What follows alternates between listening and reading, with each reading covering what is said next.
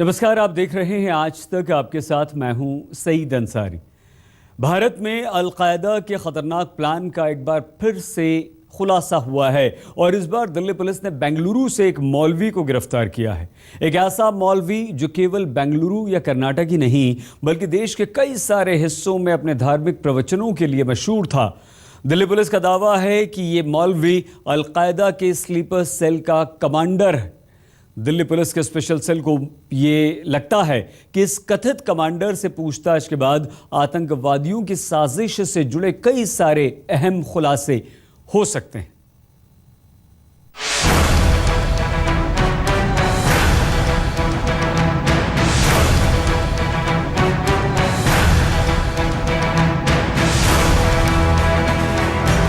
नाम अंजर शाह, काम sleeper cell का कमांडर, पहचान अलकायदा।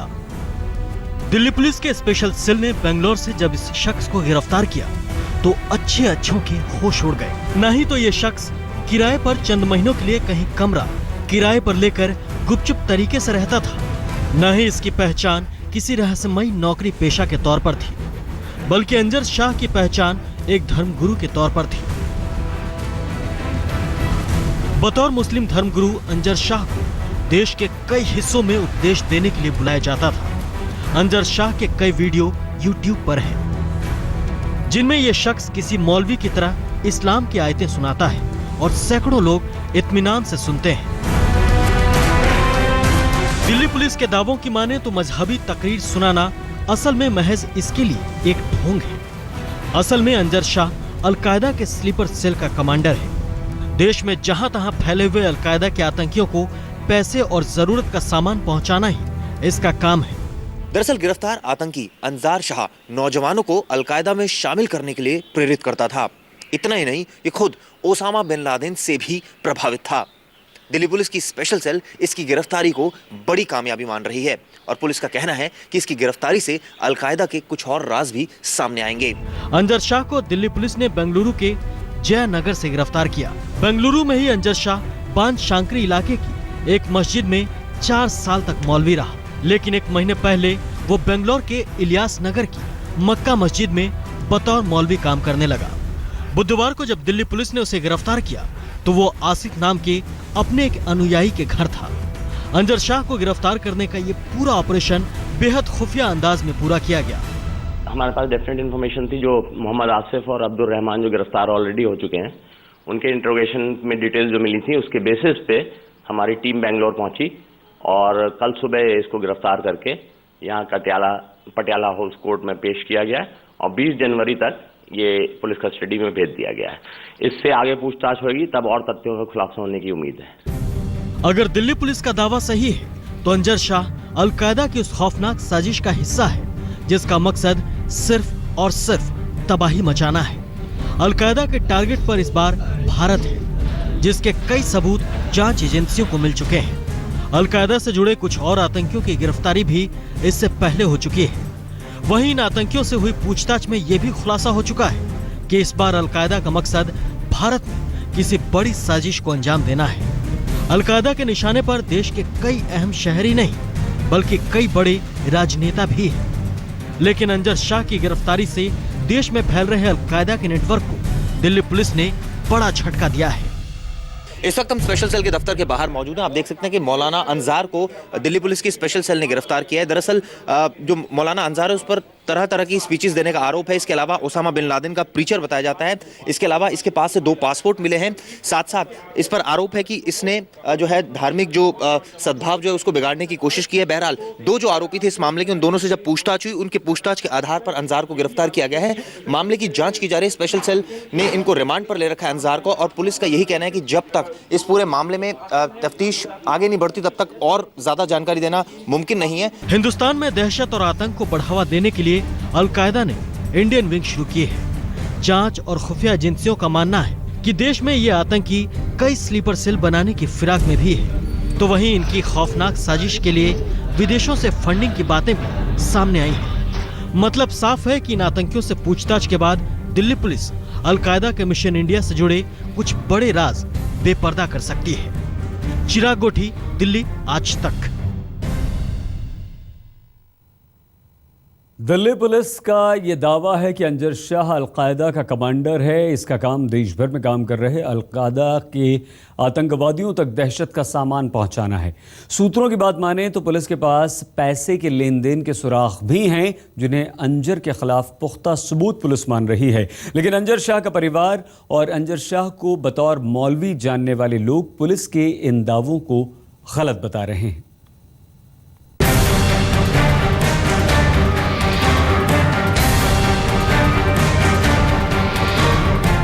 बेंगलोर में अंजर शाह की पहचान एक मौलवी के तौर पर थी। बेंगलोर में कई मस्जिदों में बतौर मौलवी काम कर चुके अंजर शाह के जानने वालों को अब तक भरोसा नहीं हो रहा कि अंजर शाह किसी स्लीपर सेल का कमांडर हो सकता है। आज तक की टीम बेंगलोर में जब उसके घर पहुंची तो उसका परिवार अब तक ये यकीन करने की हालत में नहीं था कि अंजर का ताल्लुक किसी मुल्क विरोधी ताकत से हो सकता है। जब आपको ये खबर आया तो आपको कैसा महसूस हुआ? बुरा महसूस हुआ। और आपकी बात कब हुई थी उनके साथ? Last Saturday. लास्ट कब बात कर रहे हैं? Last Saturday. लास्ट सैटरडे को क्या बोले वो? किस तरह की बातचीत हुई? कुछ भी नहीं, मामूली सी बात हुई, नॉर्मल बात हुई जो घर में होती है। जब आपको पता चला कि वो यहाँ पे नहीं है और उनको किसी ने लेके गया है तो किस तरह आपने महसूस किया और किस तरह की एक्शन लिए आप? मैं पता नहीं था कि लेकर गए हैं। दूसरे दिन पता चला, वहाँ से फोन आया। बेंगलोर में पिछले कई सालों से अलग अलग मस्जिदों में बतौर मौलवी काम करने वाले अंजर शाह तक पुलिस हाल ही में गिरफ्तार हुए अलकायदा इंडिया से जुड़े कुछ और आतंकियों के जरिए पहुंची थी। हमारे पास डिफरेंट इन्फॉर्मेशन थी जो मोहम्मद आसिफ और अब्दुल रहमान जो गिरफ्तार ऑलरेडी हो चुके हैं, उनके इंट्रोगेशन में डिटेल्स जो मिली थी उसके बेसिस पे हमारी टीम बेंगलोर पहुंची और कल सुबह इसको गिरफ्तार करके यहाँ पटियाला हाउस कोर्ट में पेश किया गया और 20 जनवरी तक ये पुलिस कस्टडी में भेज दिया गया। सूत्रों की माने तो करीब एक महीने पहले दिल्ली पुलिस के हत्थे चढ़े आतंकी मोहम्मद आसिफ की अंजर से बेंगलोर में एक मस्जिद में ही मुलाकात हुई थी। अंजर को मोहम्मद आसिफ ने तभी अपने खूंखार मंसूबों का हिस्सा बना लिया और स्लीपर सेल का कमांडर बना दिया। अंजर का काम अलकायदा इंडिया के ऑपरेटिव्स तक जरूरत का सारा सामान और पैसा पहुंचाना होता था। सूत्रों का दावा है कि पुलिस के पास अंजर शाह और अलकायदा इंडिया के सदस्यों के बीच पैसे के लेन देन की भी पूरी डिटेल है, जिसके बाद अंजर को गिरफ्तार किया गया। हालांकि मस्जिद में अंजर के संपर्क में आने वाले लोगों को अब भी इस बात पर यकीन नहीं हो रहा। कोई भी बयान में उनका ऐसा नहीं है कि उन्होंने जिहादी बयान करना, लोगों को भड़काना, कि नौजवानों को ISIS की तरफ मोड़ना और अलकायदा की तरफ मोड़ना, कोई ऐसा बयान नहीं था। सब कुछ उनका जो बयान है ऑनलाइन है, सब सुन सकते हैं। हर बयान उनका रिकॉर्ड हो रहा था। पुलिस यहाँ की कुमारस्वामी लेआउट की जो पुलिस है वो बयान उनका रिकॉर्ड कर रही थी। उनको खुद पता है कि उनका कोई बयान ऐसा अलकायदा लिंक नहीं था, ISIS ऐसा लिंक नहीं था। फिर जो चीज अभी जो लाइव दिखा रही है वो सरासर गलत है, झूठ है। अंजर शाह की गिरफ्तारी जांच एजेंसियों और दिल्ली पुलिस के लिए भले ही बड़ी कामयाबी हो, लेकिन स्लीपर सेल्स के जरिए देश में दहशत का जाल बुन रहे अलकायदा इंडिया के खौफनाक मंसूबे चिंता का सबब भी है। बेंगलोर से प्रतिभा रमन और दिल्ली से तंसीम हैदर के साथ आज तक ब्यूरो। पिछले एक महीने से भी कम समय में अलकायदा इंडिया से जुड़ी चौथी गिरफ्तारी अंजर शाह के रूप में बताई जा रही है। जांच एजेंसियों की इस कामयाबी से अलकायदा इंडिया का नेटवर्क जरूर टूट गया है, लेकिन देश के अलग अलग कोने से होने वाली ये गिरफ्तारियां अलकायदा के देश में फैलते नेटवर्क की तरफ भी साफ तौर पर इशारा कर रही हैं। मोहम्मद आसिफ, मौलाना अब्दुल रहमान, जफर मसूद और अब अंजर शाह। पिछले करीब एक महीने में दिल्ली पुलिस के स्पेशल सेल ने अलकायदा इंडिया सब कॉन्टिनेंट के नेटवर्क से जुड़ी एक के बाद एक बड़ी गिरफ्तारियों पर भारत में पैर पसारने की कोशिश कर रहे अलकायदा की कमर तोड़कर रख दी है। मोहम्मद आसिफ अलकायदा इंडिया सब कॉन्टिनेंट का भारत का मुखिया था, तो जफर मसूद और अब्दुल रहमान स्लीपर सेल की तरह काम कर रहे अलकायदा के ऑपरेटिव थे। अब तक मिले इनपुट के हिसाब से अलकायदा इंडिया देश के कई बड़े शहरों में आतंकी धमाकों की साजिश रच रहा था। तो वहीं प्रधानमंत्री नरेंद्र मोदी समेत कई बड़े नेता इन आतंकियों की हिट लिस्ट में हैं। अलकायदा से जुड़े इन आतंकियों की गिरफ्तारी के बीच पश्चिम बंगाल के उत्तरी 24 परगना में भी 4 संदिग्ध आतंकियों को हिरासत में लिया गया। विधाननगर इलाके में पुलिस ने सुरजीत दत्ता नाम के एक शख्स को भारी संख्या में फर्जी पासपोर्ट के साथ पकड़ा, तो उसके 3 साथी भी पुलिस के शिकंजे में आए हैं। फर्जी पासपोर्ट पंजाब से बनवाए गए थे। ऐसे में पुलिस को किसी आतंकी साजिश का शक है, जिसकी तफ्तीश की जा रही है। भारत में अलकायदा की जड़ें कितनी गहरी है, इसका अंदाजा इन 4 लोगों की गिरफ्तारी से आसानी से लगाया जा सकता है। लेकिन खतरा अभी टला नहीं है। दरअसल खुफिया एजेंसियों और पुलिस को यह आशंका है कि अलकायदा के गुर्गे यानी स्लीपर सेल्स अभी भी भारत में एक्टिव है। ऐसे में जब तक पूरी तरह से उनकी धरपकड़ नहीं हो जाती, तब तक खतरा बना हुआ है। इन गिरफ्तारियों और खुलासों से भले ही आतंकियों के नेटवर्क को तोड़ने में पुलिस कामयाब हो रही हो, लेकिन इनका इशारा आतंकियों के खौफनाक इरादों की तरफ भी है। कर्नाटक से लेकर पंजाब तक और दिल्ली से लेकर बंगाल तक दहशतगर्दों का नेटवर्क खुफिया तरीके से पैर पसार रहा है। इंटरनेट पर दर्जनों ऐसे ऑडियो और वीडियो हैं जिसमें मौलाना अंजार ने बहकाने वाली बातें कही हैं। अपनी इसी काबिलियत के चलते उसने तमाम नए लोगों को आतंक के रास्ते पर शामिल किया। अंजार की गिरफ्तारी के बाद पुलिस की कोशिश अब उन लोगों का पता लगाने की है जो उसके बहकावे में आकर आतंक के रास्ते पर निकल चुके हैं। कैमरामैन सैयद वकार और चिराग गोठी के साथ शिवेंद्र श्रीवास्तव, दिल्ली आज तक। कैसे देश भर में तेजी से फैल रहा है अलकायदा का नेटवर्क और कौन है अलकायदा के मददगार, आइए हम हमारी इस रिपोर्ट में आपको बताते हैं।